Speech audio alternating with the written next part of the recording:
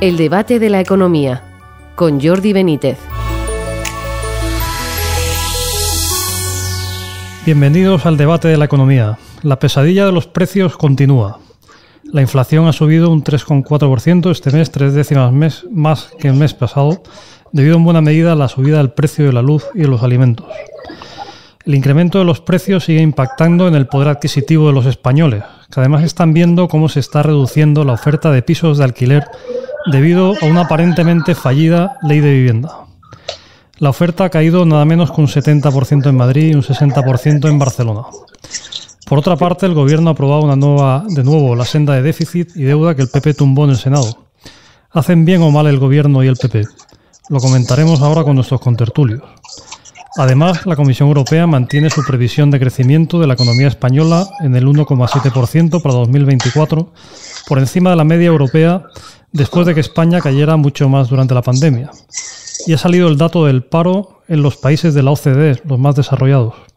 La media está en mínimos históricos, un 4,8%, casi 7 puntos por debajo de la que tenemos en España. Por desgracia, seguimos siendo los líderes tanto en la tasa de paro general como la de paro juvenil. Para hablar sobre todo ello, tenemos hoy con nosotros a José Ramón Pin Arboledas, profesor del IES. Bienvenido, José Ramón. Pues buenos días, aquí estoy en Barcelona, además. Muy bien. Y a José María Rotellar, profesor y director del Observatorio Económico de la Universidad Francisco de Vitoria. Bienvenido, José María. Hola, ¿qué tal? Oye, pues si os parece, empezamos por la inflación. ¿Qué os parece? ¿Qué pensáis del dato y del impacto sobre el poder adquisitivo y cómo pensáis que puede evolucionar? Bueno, si miras las interanuales, pues bueno, yo creo que tampoco es tan grave, pero si miras las mensuales, resulta que vestido y calzado, que pesa algo en el porcentaje, ha bajado el 10,7%.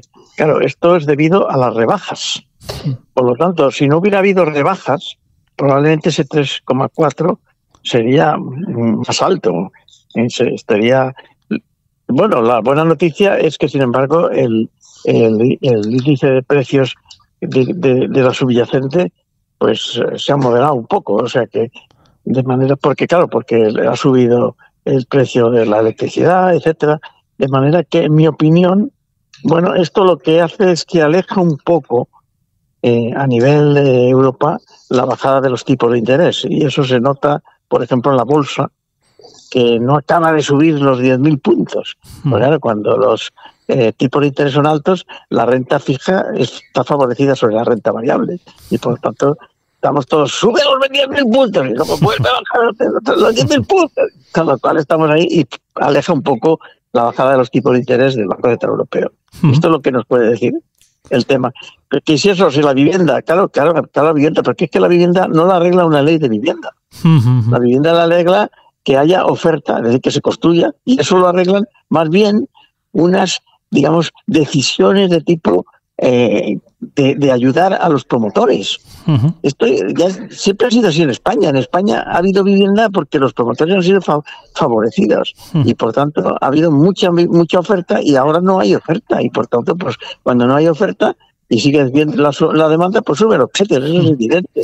Si encima castigas a los propietarios de los pisos de alquiler diciéndoles que les vas a congelar los alquileres, a los ocupas no se les puede tirar y tal, pues se van a la zona de venta, y en la zona de venta tampoco hay suficiente oferta, con lo cual esto es lo que hay. Es difícil. Ahora profundizamos un poco sobre ello, pero José María, ¿qué te parece el dato de inflación? Y si quieres pues también ir apuntando algo sobre la vivienda. Bueno, vamos a ver, yo creo que lo que sucede es lo que ha venido pasando últimamente, que la inflación se iba desacelerando en tasa interanual, pero seguía creciendo sobre unos niveles muy altos, lo cual genera una pérdida mayor de poder adquisitivo al venir. No debe tampoco distraernos el efecto base que hay. Es cierto que se modera la subyacente, pero lo que ha pasado es eso, y lo sorprendente, como decía José Ramón, es que se ha incrementado el interanual en el IPC general, viniendo de niveles ya muy altos y, sobre todo, teniendo en cuenta el efecto de las rebajas que han moderado o han sostenido un poco los precios hacia abajo, ¿no? Tenemos un problema importante. bancos centrales reaccionaron tarde ante la inflación, y mientras no haya verdadera reducción de sus balances y no se vaya retirando toda esa liquidez, pese a la subida de tipos, hay una financiación todavía que le permite, por ejemplo, a los gobiernos seguir incrementando el gasto público al no tener que cumplir reglas fiscales, que este año ya lo tienen que cumplir, y presionan al alza la inflación porque está financiada. Si no, no se presionaría, porque lo que subiese en un mercado bajaría a otro, ¿no? Con lo cual tenemos una situación bastante grave y compleja de la estructura económica de España, más allá de un dato de inflación o de otro temporal. Ahora, José María, fíjate, yo creo que la situación es complicada desde el punto de vista macro. Pero si luego vas a la gente, hay 17 millones de personas que reciben todos los meses dinero de las administraciones públicas, los salarios están creciendo y no todo el mundo tiene el mismo tipo de inflación, ¿eh? O sea, porque hay gente que tiene menos. Y por lo tanto, el consumo sigue funcionando. Nos vamos a recibir los 20.000 billones de euros de los Next Generation. O sea, pero, José Ramón, ¿hacia dónde están yendo los Next Generation? Sobre todo hacia el sector público, claro, que tiene un efecto multiplicador sobre la economía menor que el privado, y que además el impulso que recibe una inversión hacia el sector privado, después te asegura que es el sector privado el que, con la propia capacidad productiva, va a ir regenerando y manteniendo esa inversión.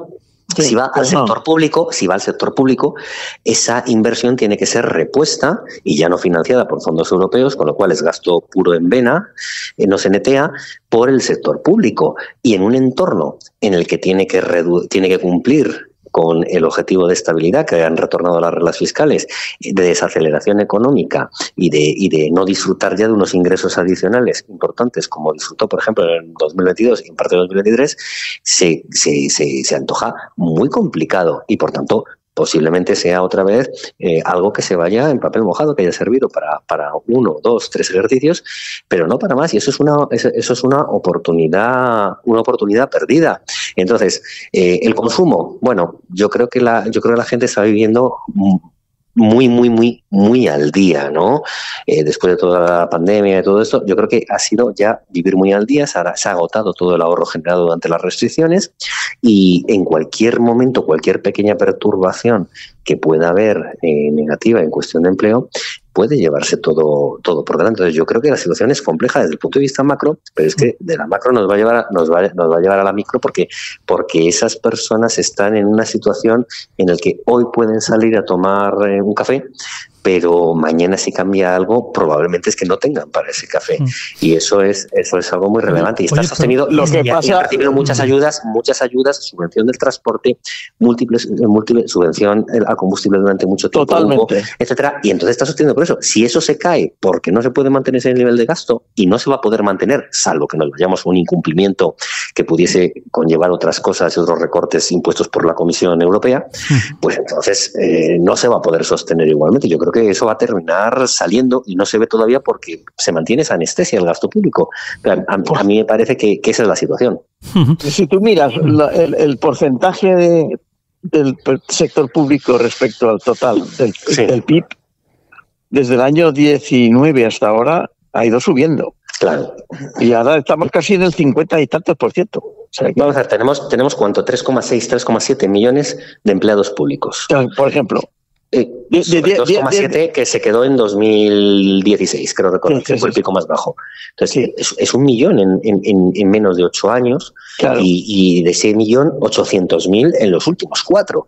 Entonces, eso te lo está sujetando. Pero cuando tienes un gasto creciente cada vez más, por cuestión demográfica, en pensiones, agravado además con la indexación al IPC, y cuando tienes un problema de competitividad de tus empresas, porque lo único que haces es legislar para incrementar los costes laborales, el empleo se puede resentir, y como se resienta el empleo privado, el sostenimiento de todo el entramado público se va a venir abajo por un lado o por otro. Bueno, pero ten en cuenta, José María, que tú tienes toda la razón en esto, pero el gobierno sospecha que esto no se producirá por lo menos durante este año. Por lo tanto, por eso es la actitud del señor presidente. Es la patada a seguir, ¿no? La patada por así decirlo, se fuma un puro. Pero ¿qué consigue José Ramón aguantando 2024 solo? No, el 25 Dios dirá, es lo que piensa el gobierno. Sí, es lo que piensa, un día a día, ¿no? Y está en el día a día, y en el día a día la situación de la economía es que sobrevive. Sí, y mientras sobreviva y esté tranquila la economía, la política no sirve para nada. O sea, quien tiene la sartén por el mango, a pesar de lo que diga Junts, el señor presidente, que es el único que puede disolver.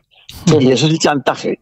Y entonces él dice, bueno, yo mientras la economía funcione, más o menos esté tranquila, yo tranquilo. Y se fume puro, como digo yo. Yo no estoy seguro ahora mismo, hablo de memoria, pero yo creo que en el plazo de un año no se puede disolver.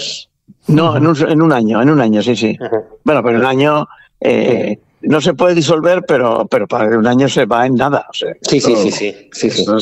Esto es nada. Lo único que podría hacer Junts es hacer una moción de censura contra Sánchez, pero para eso se tendría que aliar con Vox.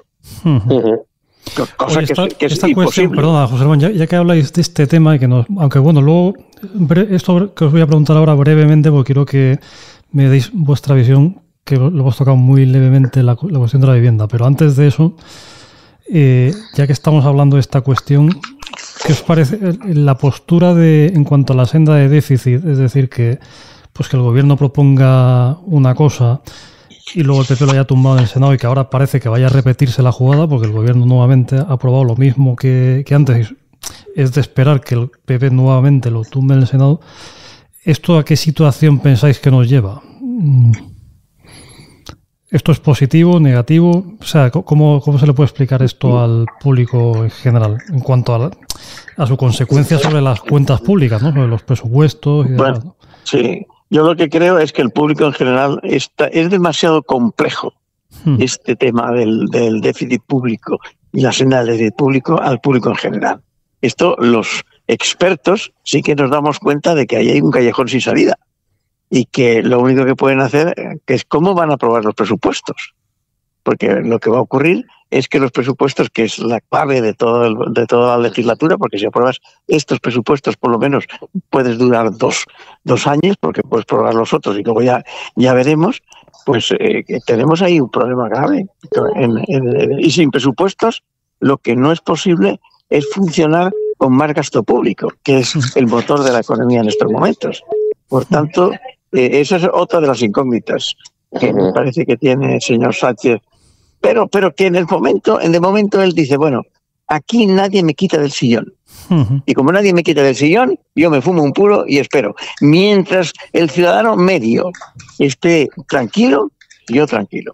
Esa es mi opinión. No sé lo que opina José María. Sí, vamos a ver, efectivamente es algo bastante complejo. Lo que sí que refleja, a lo mejor sí que puede interpretar el ciudadano medio, es que realmente hay una fragilidad parlamentaria. Primero porque no controla el Senado, el gobierno, y luego porque aunque se apruebe la senda de estabilidad, la negociación de los presupuestos también puede ser ardua, porque el problema es que el gobierno no tiene un respaldo parlamentario sólido, salvo en esa especie de subasta permanente donde va cediendo a cambio de eso, de unos minutos más en el Banco Azul. Entonces, ¿la situación es buena que España no tenga unos presupuestos? No. ¿Es buena que no tenga una senda de estabilidad? No. Pero, claro, ¿qué senda y qué presupuestos? Porque si va a ser una senda que está cuadrada a martillazos, que se intenta que un pie del 45 entre en un zapato del 39, pues eso va a ser muy complicado. Con los presupuestos pasa exactamente igual. Entonces, yo creo que para el gobierno es más una cuestión política que de cuentas, pero desde luego eso pone en mala situación a la economía española desde el punto de vista que tiene que cumplir unos compromisos con Bruselas. Y los veo complicados, pero los veo complicados no porque no haya senda, lo veo complicado porque la senda y el programa que ha preparado el gobierno, el programa de estabilidad, es, yo creo que excesivamente optimista y de difícil cumplimiento. Ahora yo pienso, José María, que todo esto que dices está bien, pero es que hay que tener en cuenta que Alemania, que es el que impone las condiciones de la senda fiscal, no está bien. y tal. Por tanto, Exacto. Alemania, la Unión Europea tampoco me parece que va a ser muy estricta en estos temas. Y con eso también juega el gobierno español. Oye, para acabar, José María, cuéntanos un poco tu visión, que antes ha contado José Ramón, pero la tuya sobre la ley de vivienda, porque, en fin, parece que, no sé, a mí a priori me parecía muy llamativo esta reducción de la oferta de alquiler, no sé cómo puede... Bueno, vamos a ver, claro, si la ley de vivienda lo único que hace es poner trabas a los tenedores de vivienda, les pone trabas desde el punto de vista de limitación de los precios en muchas zonas, les pone trabas desde el punto de vista del riesgo, del incremento de riesgo, que supone que a lo mejor un inquilino deje de pagar y que no puedan deshacerse de él. Bueno, pues obviamente a mí me puede obligar usted a que si lo saco al mercado de alquiler, a la oferta de alquiler, sea con estas condiciones, pero lo que no me puede obligar es a sacarlo y por tanto yo no me compensa asumir esos riesgos, asumir esos posibles quebrantos, yo lo saco. Y eso está pasando, está reduciéndose la oferta, ¿por qué no? Porque hay muchas personas que consideran que no les merece la pena, como hay una tensión también de incremento de... Eso aumenta el precio, como hay una tensión también de incremento de la demanda en muchos casos para irse a vivir de alquiler, bueno, pues lo que se genera es otra presión adicional sobre el precio y además una insatisfacción a esas personas porque no pueden encontrar un lugar donde irse a vivir. Pero esto es lo que pasa cuando se quiere intervenir el mercado, que al final lo que se genera es un problema mayor. Esto yo, fíjate que cuando me examiné hace casi 40 años ayer de macroeconomía, la pregunta fue esta: ¿cuáles son los efectos de regular el mercado de vivienda? Y evidentemente si haces unas curvas de estas de oferta y demanda, que sube el precio del alquiler de la vivienda y ya está. Por eso digo que la única forma de resolver este tema es que haya más oferta. Y más oferta es que haya más promociones, que haya más construcción, que haya más cosas. Por ejemplo, lo que pasa, lo que se quiere hacer en Madrid. En Madrid se quiere construir cerca de 20.000 viviendas nuevas. Porque es que es lo que es necesario. Cuando tú tienes una oferta grande, te baja el precio necesariamente. Muy bien. Bueno, pues hemos llegado al final del programa. Muchas gracias a José Ramón Piñar-Boledas, José María Rotellar y a ustedes por seguirnos y les esperamos en una próxima edición del Debate de la Economía.